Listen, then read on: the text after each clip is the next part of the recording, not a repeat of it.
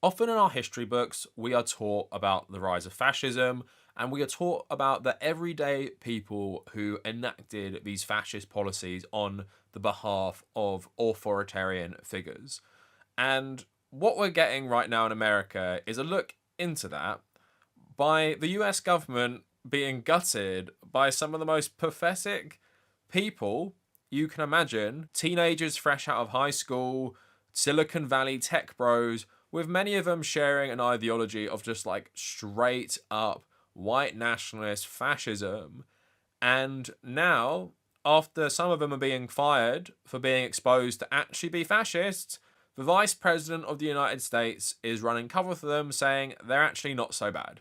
So that is where we're at with Elon Musk and the tech bro dictatorship. Now, I've made a couple videos about this already, but why I wanted to cover this was a couple different reasons. One, it's just so insanely pathetic, and a lot of people have been asking on like social media, like how is this being allowed to happen? How is a 19-year-old who's been fired from previous jobs for like being a security threat, how are they getting access to like very sensitive departments within the US government, which can affect just like everyday people in terms of like finances? Like, how is this being allowed? I want to talk about that today, but I also want to talk about just like the foot soldiers of fascism. Yes, a lot of them are always pathetic, but I didn't think it would be so cringe, so blatant, and we're always sold that evil people in history are like super competent. We've been sold as a society that when a supervillain emerges, they will be scary, cunning, smart, and evil. Like, can you think of a supervillain in any of the media you consume that really resembles Elon Musk? I can think of a few, pretty much relegated to video games, like the Watch Dogs games have a couple people inspired by Musk. Horizon Zero Dawn and Forbidden West like explicitly has a couple people inspired by Silicon Valley tech billionaires, including Elon Musk. And maybe Blade Runner 2049, where Jared Leto said his evil character is inspired by like a competent version of Elon Musk, but he specified that the evil billionaire in Blade Runner who becomes basically like a god through making all these replicants, he's a competent version. He's a competent evil version. Elon Musk is incompetent, cringe, but he's looting the US government because he has so much unchecked power through financially backing Trump's campaign and using Twitter as like literally the social media of the Trump campaign. But I want to get into just like all of this today and just the depressing reality that the libertarian tech bro dictatorship is just sweeping America. And, you know, whether that's a good or bad thing for the entire world, I don't really know at this point. Like the destruction of the US as the head of the global empire, I mean, could be a good thing. But at the same time, I feel like America scaling back this role doesn't have to hurt loads of ordinary people. Like teenagers gutting all these departments with this tech bro philosophy of we don't actually need all this bureaucracy. We just need like a small team hooked up on like Monster Energy drinks to pull like 20-hour shifts. And basically this grind culture we've seen at places like Twitter now. And they think that's the way to run like an actual government. And I think nearly everyone can agree there is so much bureaucracy in different like nation states that seems pretty pointless and seems designed so things don't get done. But I don't think most people would say, yeah, get teenagers who've barely graduated university and some haven't even gone, get them to take a sledgehammer to like really vital departments of the US government, which are just vital for so many people relying on government programs. So all of that coming up. Please follow me on social media at the Kavernacle on basically everywhere. My Instagram and my Blue Sky, but also my gaming Instagram and my travel Instagram are there if you want to follow them. And also consider supporting me on YouTube memberships and also Patreon if you want to support my work. So just like a small insight into the Doge organization which Elon Musk is running and what that kind of looks like day to day. So at the end of his third week bulldozing through the federal government, Elon Musk sat down with JD Vance and gave a 90-minute briefing on his efforts to dismantle the bureaucracy. And Musk was not alone. Invited to join him on Thursday in Vance's stately ceremonial office suite in the Eisenhower Executive Office building next to the White House was a clutch of young aides whose presence at federal agencies had served as a harbinger of the upheaval that would follow them across the federal government, civil servants have witnessed the sudden intrusion in the last 2 weeks of these young members of the billionaires team, labelled the Department of Government Efficiency. As Musk trapezes through Washington, bent on disruption, these aides have emerged as his enforcers, sweeping into agency headquarters with black backpacks and ambitious marching orders. While Musk is flanked by seasoned operatives, his dizzying blitz on federal bureaucracy is in practice largely being carried out by a group of male engineers, including some recent college grads, at least one as young as 19. There's a couple I want to focus on. This guy has been going viral because of his like broccoli haircut, wearing like shorts with a like ill-fitted suit, probably because he's on like a Zoom call. That's what some people do. Called Edward Korestein, and people were posting who these people were. Like, it's public information. Elon Musk was banning Twitter accounts that would even mention these people's names, saying it was doxing, that actually acknowledge that these people are working like for Elon Musk, which is insane. But one more thing I want to talk about before we get into who these people are, what they're doing. So obviously, as we're going to talk about with a lot of these people, they're firmly in bed with the Silicon Valley either ideology or the Silicon Valley world. A lot of them have worked at like Peter Thiel companies. A lot of them have worked at Meta and Twitter and stuff like that. So they are from this world. And we can't ignore the ideology, like I said, that has been driving this Doge shit, which is like efficiency, which is a key word in Silicon Valley. They believe in efficiency, and there is nothing wrong with efficiency, but it really depends on what economic worldview you have. So if we have AI, for example, taking over like mundane or like arduous jobs that people have to do for the good of society, right? If we got AI to do that, then that person who did that job no longer has to do that job. So under like a communist system, that person no longer has to work and he can be free from his labor. But if you are a libertarian capitalist, efficiency doesn't mean something like freedom for people. It means let's make this more efficient, and what will happen is loads of people will suffer because in a capitalist economy, they will be out of work and the skills they trained for and what they're good at, it won't be applicable anymore because it will be done by robots or AI. And with that mindset, you can see they're trying to run the US government like some sort of AI startup where they're like, we don't need all these employees. They're all leeches on the system. We don't need any of these people. We're going to get like a skeleton crew of tech grads to do all the jobs that maybe like hundreds of people would do. And what's going to happen to those people who get fired or get paid off to leave or whatever, as we're seeing right now?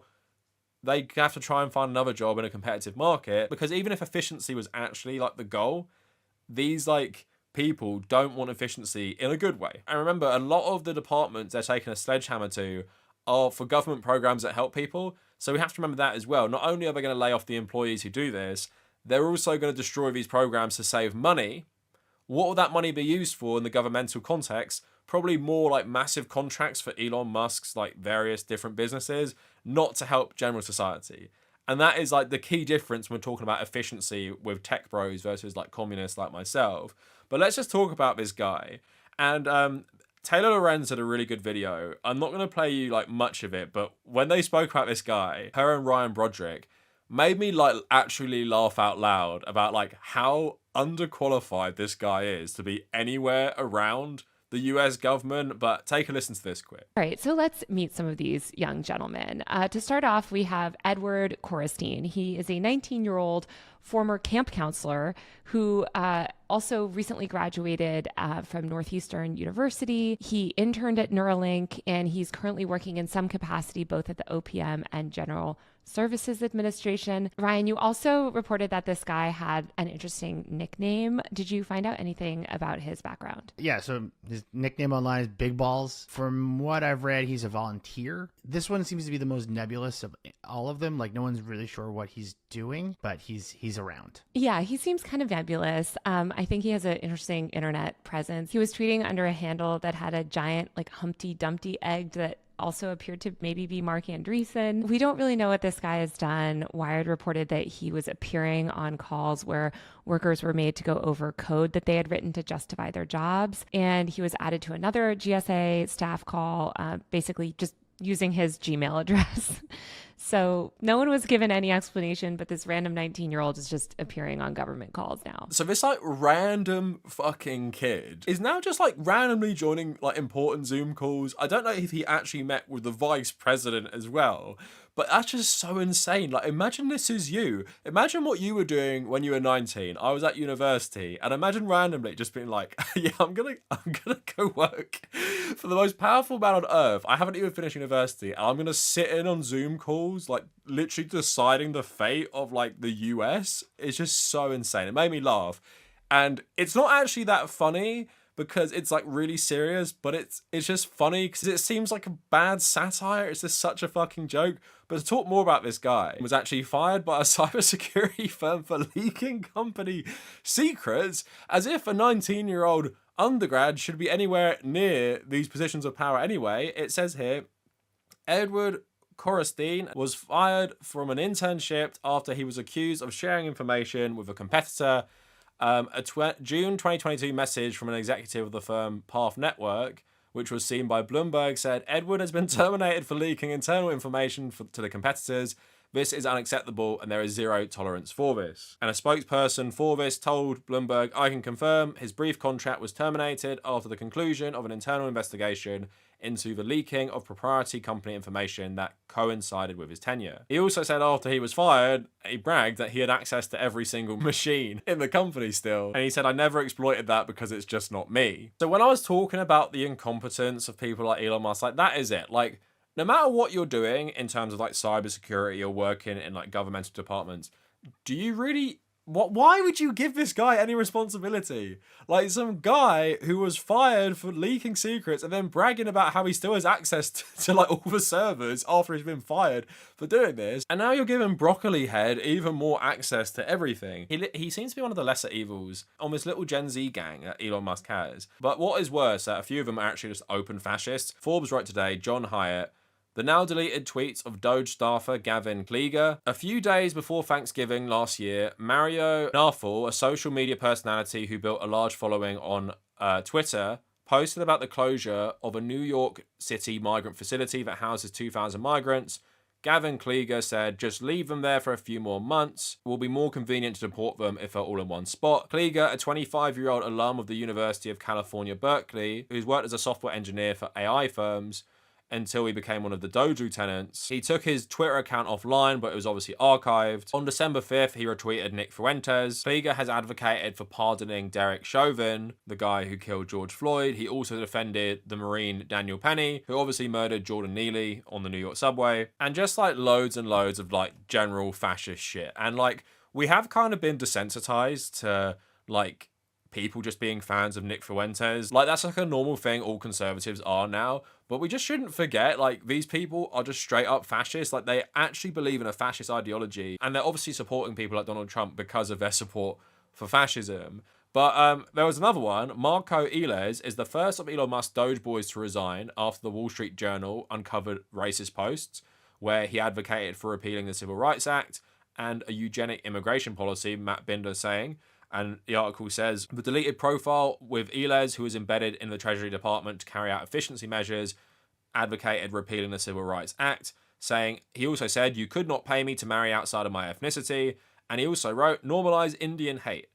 The account was deleted in December, but hundreds of brash posts have been archived. The user appeared to have a special dislike for Indian software engineers. 99% of Indian H1Bs will be replaced by slightly smarter LLMs. They're going back, don't worry guys. Just for the record, I was racist before it was cool. Just a reminder that JD Vance's wife is South Asian. So Elon Musk ran a poll, bring back Doge staffer who made inappropriate statements with a now deleted pseudonym. Then JD Vance says, here's my view. I obviously disagree with some of Eli's posts, but I don't think stupid social media activity should ruin a kid's life. We shouldn't reward journalists who try to destroy people, ever. So I say bring him back. If he's a bad dude or a terrible member of the team, fire him for that. And Elon says he will be brought back. To err is human, to forgive is divine. So again, JD Vance is someone who is married to a South Asian woman, and he's basically said that a guy who says, I wouldn't date outside my ethnicity, normalize Indian hate, saying loads of shit about Indian people, he says, JD Vance, if he's a bad dude. He's not a bad dude for saying any of that shit. He's not a bad dude at all. Only if his workplace conduct is bad. That's what makes him a bad dude, not actually being a fascist who tweets loads of fascist shit alongside loads of other like groypers now working for Elon Musk. So it's just like absolutely insane that, and I said this before the election, I'm pretty sure, that the worst thing about Donald Trump the first time was normalizing a certain level of like xenophobic fascism that was previously seen as unacceptable. And the bar is just sinking even further. Like, can you imagine telling people like 10 years ago that in like 2025, a bunch of like Gen Z Nazis and Elon Musk being a fascist himself leading them is basically just like destroying the US government from within, and like no one's really doing anything about it, and actually the vice president and president are defending them? I don't even think they would believe you even during the birth of Trumpism. I really don't. And I want to get this to my overall point. Like, why is someone like JD Vance so powerful? Why is he defending like these actual young fascists and stuff? And it's because, just like with many fascist regimes, one of the biggest benefits to people like this is having people who will do whatever you say, and having like no problem doing whatever you tell them. Like, sure, all these people have their own reasons for doing so, and obviously for a lot of them it's financial, in terms of they want to get in with Elon Musk and they want to get in with Silicon Valley. I actually don't think a lot of these Gen Z people are motivated by either like a political ideology. I know they're saying like loads of fascist shit and they probably support it. I think it's primarily motivated by self-interest, like with a lot of these people. But obviously why it's so dangerous is because they're so young and they're smart in certain ways. So Elon Musk gets them and just like, do whatever I fucking say. And they're going to do it. They're not official members of the government. They haven't been appointed. They're just random people on his payroll at different companies now working for him to smash like the US government, or to make it more efficient, to do like what with the extra money. To do what with the extra money? Funnel it into like more fascist causes that Donald Trump is going to pursue. So yeah, the future is stupid and it is pathetic, but so many fascist regimes just rely on pathetic people like this doing the bidding of more powerful people and richer people without question. That's what always happens. I even think of things like the Khmer Rouge. When I went to Cambodia, went round all these museums, a lot of the people who did all these terrible things were children. And we see this across the world. A lot of young people are just more fanatical. Even with like the US military, they want to get them young because young people's brains are less developed and they question their orders less. And we have a different element here where we have a lot of young people motivated by economic gain, motivated by wanting to get in with these tech bro billionaires and stuff. But also, they don't have much moral scruples about doing bad things. Like, even as terrible as these people are, like that 19-year-old as well, also, his brain isn't fully developed, but he's going to be easier to manipulate and put his like relative talent and whatever he's got going for him towards like a bad thing, because he's just not going to question what Elon Musk says. And just to end the video, I got a bit of pushback on my video the other day. I'm either misjudging how many liberals are in my audience, or liberals just found my video. But I talked a lot about free will, and I said, you know, with Donald Trump voters, like random people, I think like sometimes if it's just like a Donald Trump voter, not a supporter, someone who just voted for the president, you have to give sometimes the people the benefit of the doubt and realize that they've been brainwashed by a system to vote against their own interests. People thought I was a hypocrite for then saying that, like, I don't have much sympathy for people who join the US military for healthcare and college and stuff, because I'd made the argument before that people are often conditioned to do certain bad things. And I feel like my argument is actually pretty consistent, and it is relevant here as well, right? So these people who are working for Elon Musk, we can say all the things about them being young, naive, brainwashed by Silicon Valley bullshit, to not actually see what they're doing is wrong. You are going in and like destroying people's lives for Elon Musk, and you're doing it for personal gain. So I don't have much sympathy for you. I still believe you are making a choice in that instance, and you should know better. And I still think that with the US military as well. I said, if you get ordered to go be a guard at Gitmo, like you should resign or whatever. People are saying, well, people can't resign. You have to go to military prison. You have to go to military prison, and being in the army is such like a good thing for like your job prospects and economic gain. So people won't do that. And I'm like, yeah, I understand why people won't do that. At the same time, are you telling people that they shouldn't go AWOL or go to military prison if someone tells them to be a guard at Gitmo? Now, especially that they're deporting loads of people to Gitmo to hold them in this terrible concentration camp. And that is just something I wanted to link back to this, is I don't believe in free will generally, but there's a massive difference between voting for one of two bad options every 4 years in a general election where there are only two options, right? Compared to consciously doing like a very bad thing for personal gain. And you can explain it to me as much as you want. You can explain why people do these things, but then let's apply your logic to the IDF. So all those young people who joined the IDF to do what they did in Gaza, a small minority went to prison. So we know that they can make that decision, but they didn't make that decision. Think about World War II. Think about all these terrible fascist regimes that relied on people justifying what they did. Oh, I was just the secretary at that camp. I was the cook on the front line, on the Eastern Front. I was the cook. That wasn't bad. I was just the Doge engineer in the Trump fascist regime. I'm not really responsible for what happened. And that's what I mean. When I'm talking about free will, there has to be like a cutoff point where the people here are making decisions to actually aid fascism. And if you are a US soldier who's been ordered to Guantanamo Bay to help out with all these deportations, don't choose to go to prison, yeah, I think you're a piece of shit. I think you're a piece of shit. And I'm not taking the arguments that that person's actually not that bad because they might have joined the military for healthcare. And even if they're told to go be a cook at Gitmo or go told to be like, I don't know, a secretary, I don't give a shit. You're still part of this terrible machine. The same way these people working for Doge are complicit in the crimes of the Trump administration, right? And I don't give a shit about like their background. I don't give a shit about their conditioning to a certain point because you're choosing to actively be a part of something terrible. And there would have been that conversation in your mind, no matter how brainwashed you are, of I'm going to do this. I'm going to do this, and I might have thought about the downsides. So just to wrap it all up and address my previous video and some of the criticisms I got, that is where my tolerance of no free will ends. Being like a rural labourer from a migrant background in America, where you